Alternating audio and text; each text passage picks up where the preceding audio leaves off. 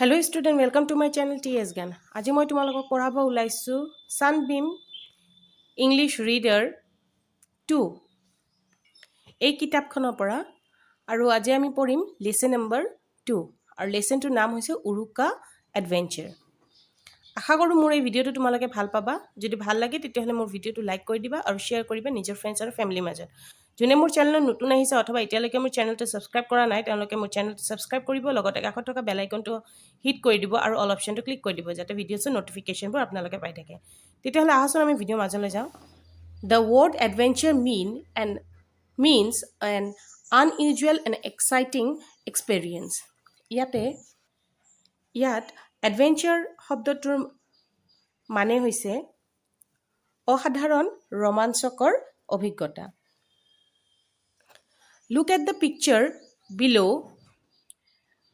Have you ever experienced a nighty adventure like this? ইয়াতে তোমালোকে এটা পিকচাৰ দেখা পাইছা। তোমালোকে এনেকুৱা ধৰণৰ অভিজ্ঞতা কেতিয়াবা মানে অনুভৱ কৰিছা নেকি তাকে সুধিছে। এতিয়া আমি চেপ্টাৰটো পঢ়ো। Mohendra, lovingly called Mohen by his friend, is talkative, restless, and always cheerful. Mahendra নামৰ এজন ল'ৰা আছিল আৰু ইয়াৰ বন্ধুবিলাক তাক মানে মৰমতে মহেন বুলি মাতে। আৰু মহেন্দ্ৰ আছিল বহুত কথকি, মানে বহুত কথা পাতিছিল আৰু ৰেষ্টলেছ মানে বহুত চঞ্চল, মানে এক জেগাত স্থিৰ হৈ ই নাথাকে আৰু চিয়াৰফুল, চব সময় মানে ফূৰ্তি মানে কৰি থাকে। On the eve of Assamese harvest festival Mag Bihu, this year his friends Sanju, Nantu, Rinku and Rumon visited him. আৰু মাঘ বিহুৰ আগদিনা মানে উৰুকাৰ দিনা ৰাতিপুৱা মানে মহেন্দ্ৰৰ বন্ধু মানে নান্টু, সঞ্জু, ৰিংকু, ৰুমন ইহঁতে মানে মহেন্দ্ৰৰ ঘৰলৈ গৈছিল। It was the Uruka night, আৰু সেইদিনাখন আছিল উৰুকা নাইট, উৰুকাৰ ৰাতি আছিল। They propose that Mahen should lead them in an Uruka adventure, আৰু তেওঁলোকে মানে মহেনক ক'লে কি তই আমাক মানে যে লিড কৰিব লাগিব, আমি মানে উৰুকাৰ দিনা মানে চুৰ কৰিম। যিহেতু এটা প্ৰথা আছে আমাৰ কি উৰুকাৰ ৰাতি কি কৰে, বেলেগৰ ঘৰৰ পৰা কিবা বস্তু মানে পাচলিয়ে হওক, কুকুৰাই হওক, হাঁহ কুকুৰা যি পায় তাকে চুৰ কৰি আনি পেলাই সিহঁতে কি কৰে বনভোজ খায়। সিহঁতৰ সেইকাৰণে মহেনৰ বন্ধুবিলাকে মহেনক ক'লে কি আজি আমি তেনেকৈ চুৰ কৰিব যাম আৰু আমি এটা মানে পিকনিক টাইপৰ খাম। Mohen jumped up excitedly and looked at his friend with an air of authority. আৰু লগে লগে তেতিয়া মহেনটো এনেই মানে এইবোৰ বস্তু ভালে পায় আৰু লগে লগে শুনাৰ লগে লগে জঁপিয়াই উঠিছে আৰু মানে লগে লগে হ'ব হ'ব হ'ব এনেকৈ উঠিছে। আৰু he was ready for any adventure, আৰু সদায় মানে যিকোনো মানে এনেকুৱা ৰোমাঞ্চকৰ অভিজ্ঞতাৰ বাবে মানে চব সময় সদায় সাজু হৈ থাকে।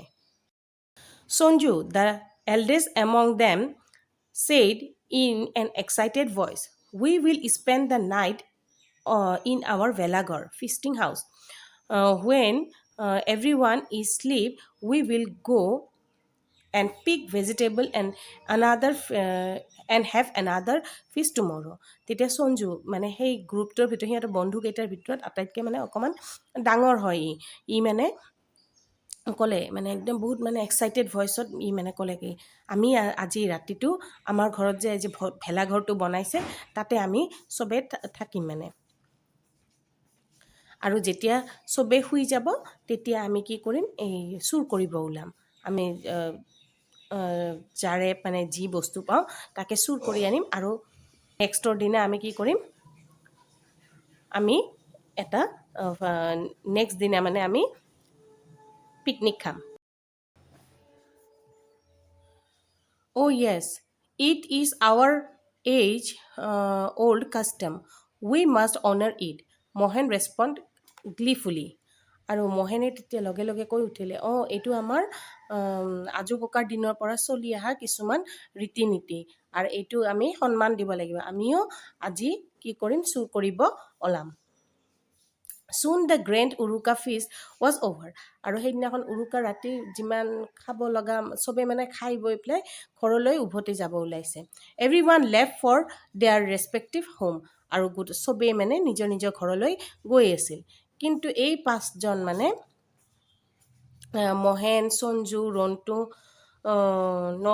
নন্টু, ৰিংকু, ৰুমন, ইহঁতে কি এই পাঁচটা কি কৰিছে, ইহঁতে যোৱা নাই, ইহঁতে মানে ৰখি গৈছে।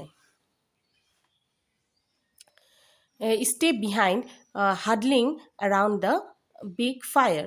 আৰু সিহঁতে জুই জ্বলোৱা আছিল আৰু সেই জুইৰ ওচৰতে সিহঁতে গোটেইকেইটা মানে থেপাথেপিকৈ মানে বহি আছে।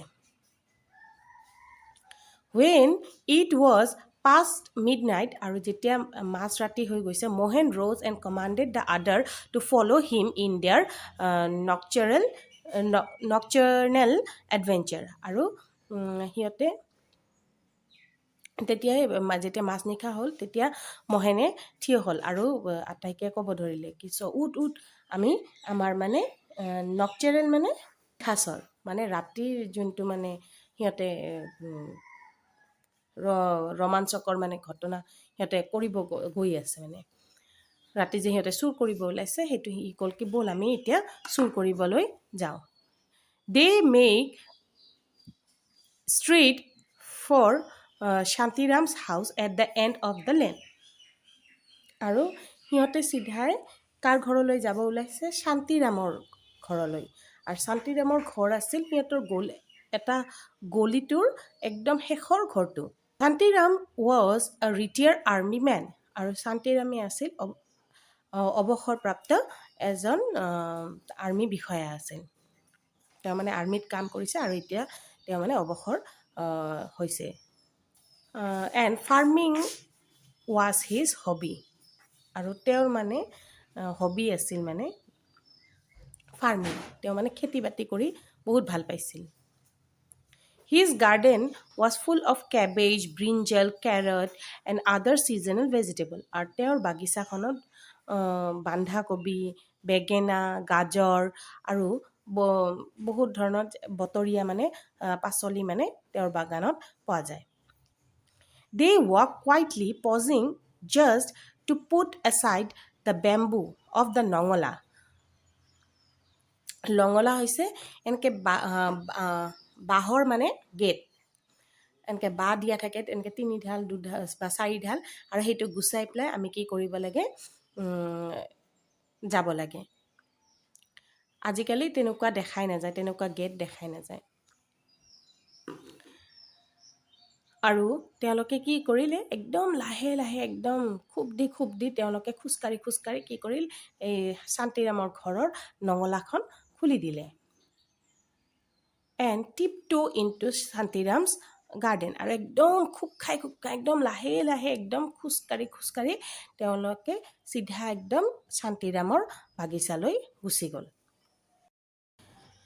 Then Mahen stop suddenly. আৰু হঠাতে তেতিয়া মহেনে ৰখি গৈছে। What will we carry the vegetable in? We didn't bring a bag. Never mind, we will carry as much as possible in such hand, the friend replied. আৰু তেতিয়া মহেনে ক'লে কি, আমি দেখোন একো পাচলিবোৰ ল'বৰ কাৰণে একো বেগ চেগ লৈয়ে অহা নাই দেখোন, আমি কিহত কৰি লৈ যাম। তেতিয়া ইয়াৰ লগবোৰে ক'ল কি একো নহয়, আমি হাতত যিমান পাৰোঁ সিমানখিনি পাচলি আমি লৈ পেলাই গুচি যাম। It was all very silent in the cold January night. আৰু চাৰিওফালে পৰিৱেশ কেনেকুৱা আছিল, একদম নিশব্দ আছিল, যিহেতু জানুৱাৰী মাহৰ একদম ঠাণ্ডা ৰাতি আছিল, চাৰিওফালে একদম নিজম, মানে একদম শব্দ নাছিলে। The nightjar, a small species of owl. আৰু নাইটজাৰ হ'ল এক ধৰণৰ ফেঁচাৰ মানে প্ৰজাতি। Was screeching eerily at regular interval. আৰু এই ফেঁচাটো মাজে মাজে কি কৰে, বিকট এটা চিঞৰ মাৰে। থাকোঁতে অলপ সময় পিছে পিছে কি কৰি আছে, সেই ফেঁচাটো বিকট এটা চিঞৰ মাৰি আছে, অদ্ভুত একদম। It made the atmosphere all the more haunting. আৰু এই যেতিয়া চিঞৰটো মাৰে তেতিয়া কি পৰিৱেশটো একদম জয়াল হোৱাৰ নিচিনা হয়। আৰু they were all frightened but put on brave face। সিহঁতে আটাইকেইজনৰে কি বহুত ভয় লাগিছে, কিন্তু সিহঁতে তথাপিও নিজৰ মুখত মানে সেইখিনি ভয়খিনি দেখুওৱা নাই। Mohan, who had walked ahead of other, noticed a black heap right in the middle of the row of vegetable। আৰু মহেনে, যোনে আটাইকেইজনৰ আগত মানে গৈ আছিল, সি মানে হঠাৎ মানে কি দেখিলে, এটা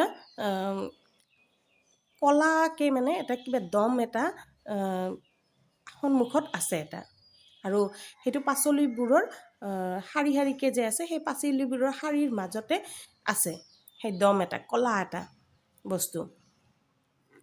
He thought it was a harmless pile of garbage। আৰু মহেনে ভাবিছে কি এইটো চাগে এই জাবৰ পেলাই থৈছে আৰু জাবৰৰ দম আছে তাতে। But as the boy stretched their hand to pick the vegetable, the black heap suddenly jerked up। আৰু যেতিয়াই মানে সেই ল'ৰাবোৰে কি নিজৰ হাতটো বঢ়াইছে চব পাচলিখিনি ছিঙিব, সেইখিনি টাইমতে এটা মানে সেই কলা ৰঙৰ যোনটো সেই দমটো আছিল, সেইটো কি লৰি উঠিছে।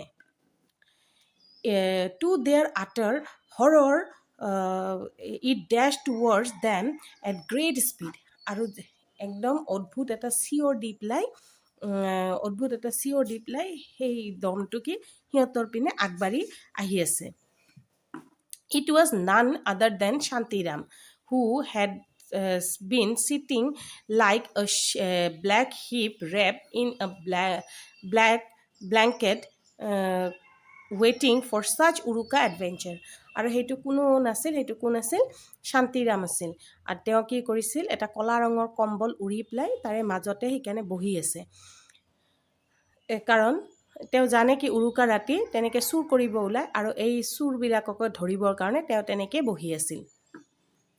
আৰু এই ল'ৰাবোৰে ভাবি আছে কি এইটো ভূত হয়। অ' মাই গুড লৰ্ড, ইটছ আ ঘোষ্ট, ৰান মহেন স্ক্ৰীম। আৰু তেতিয়াই মহেনে চিঞৰি উঠিছে, এইটো ভূত হয়। দৌৰকৈ সিহঁতে তাৰে পৰা দৌৰিছে। They all dashed past the open nongala and then to the road। The boy ran frantically like antelope and made good their escape। Soon they were out of the reach of the army men। Finally regaining his breath, Mohan exclaimed, "Thank God we are all alive, but we cannot think of other type of adventure." তাৰপিছত সিবাৰ যে এনেকৈ সিহঁতেতো চিঞৰি উঠিছে কি দৌৰ ভূত হয়, তেতিয়া সিহঁতে একদম যিমান পাৰে সিমান জোৰে সিহঁতে কি কৰিছে, দৌৰিছে আৰু নঙলাখন পাৰ হৈ পেলাই গৈছে। আৰু তেনেকৈ পাৰ হৈ পেলাই সিহঁতে ৰাস্তাত আহি পাল। আৰু ইহঁতে ইমান মানে নিজৰ মানে জান প্ৰাণ এৰি পেলাই সিহঁতে দৌৰিছে, ঠিক যেনেকৈ হৰিণা বিলাক দৌৰে, আৰু সিহঁতে কিবাকৈ তাৰে পৰা বাচিব পাৰিছে। আৰু তেওঁ ফাইনেলি সিহঁতে মানে কি কৰিছে, উশাহ ল'ব আৰম্ভ ধৰিছে জোৰে। আৰু আহি পেলাই লগে লগে মহেনে ক'ব ধৰিছে, বাপৰে ভগৱানৰ কৃপাত আমি আটাইবোৰে কি বাচি গৈছোঁ। আৰু আমি কি এতিয়া আকৌ বেলেগ ধৰণৰ কিবা এডভেঞ্চাৰৰ কথা ভাবিব নোৱাৰোঁ নেকি? তথাপিও এতিয়াও মানে ইয়াৰ মানে মনত এটা আছে কি আৰু কিবা মানে কৰিব। এইখিনিয়ে আছিল এই গল্পটো। আশা কৰোঁ তোমালোকে মোৰ গল্পটো ভাল পাইছে। যদি ভাল লাগে তেতিয়াহ'লে লাইক কৰি দিবা আৰু শ্বেয়াৰ কৰি দিবা। Thank U.